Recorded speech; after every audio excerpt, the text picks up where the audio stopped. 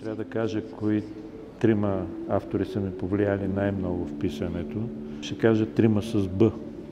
И това са баба ми, Борхес, баща ми. Да, разбира се, писането е начин да фиксираш болката, която иначе няма форма, да я фиксираш в определена форма.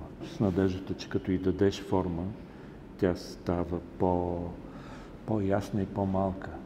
Но пък ако пишех книгата само за собствена терапия, нямаше нужда да я публикувам.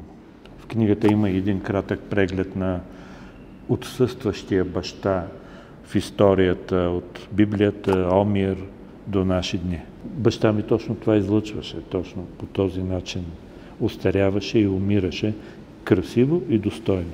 И мисля, че градината беше научила и него, и сега си мисля, че градината може да те научи на това как да умираш достойно и красиво. Вземете едно черешово дърво, например,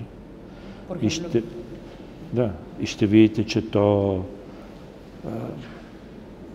не губи достоинството си, когато остарява.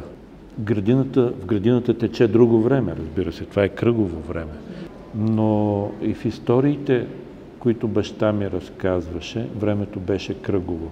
Историите, градините и митологията ползват кръгово време и в това има голяма надежда. Това беше непредвидена книга, непланувана книга, а това беше книга по спешност. Книга като линейка по спешност. Да, има такава силна традиция и за мен тя е най-интересната част от българското разказване изобщо. Моята баба разказваше така, сякаш е чела Борхес и Маркес, а тя беше завършила само първо отделение и никога, разбира се, не подозираше за тяхното съществуване. За мен винаги е било важно и това преподаваме на студентите си, писането е вървене по ръба на,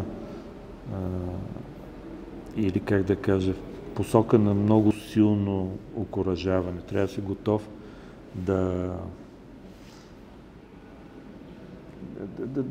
да си отворен пред, да допуснеш читателя много навътре. Да имаш този кураж да разкажеш нещо, което не би разказал на един човек, но може да го разкажеш на много хора. Ранимост всъщност може да служи като защитна обвивка, колкото и да е парадоксално, като броня.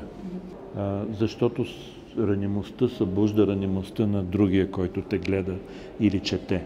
И най-хубавите отзиви, които съм получил, когато книгата излезе на български, беше точно от хора, които казваха, това е моята история всъщност, аз така изпратих баща си, а тези, на които бяха щастливи още да имат бащи, ми писаха, завърших, веднага след като затворих книгата, набрах телефона на баща си, когато не бях чувал от седмица, примерно.